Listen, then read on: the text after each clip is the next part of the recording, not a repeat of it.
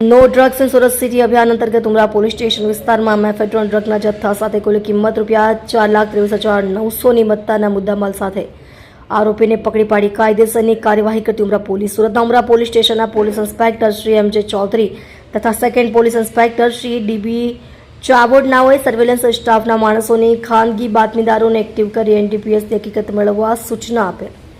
જે અનુસંધાને police sub inspector બી.ડી. વાઘનાઓએ surveillance કોડના માણસોને સૂચના આપેલ.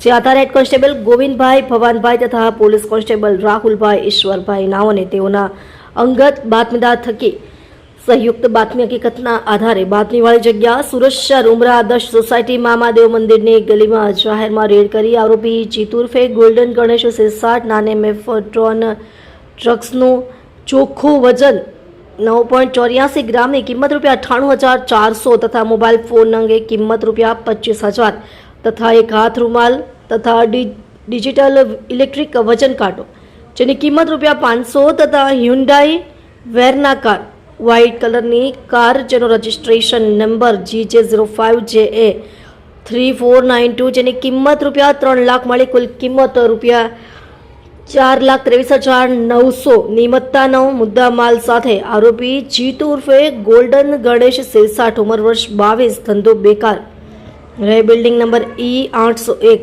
સુમન ભાર્ગવ આવાસ મહાવીર કોલેજની બાજુમાં વેસુ સુરત શહેરને પકડી પાડી કાયદેસરની કાર્યવાહી કરેલ છે. તમે જોઈ રહ્યા છો DNY ન્યૂઝ ચેનલ રમન કોરની સાથે.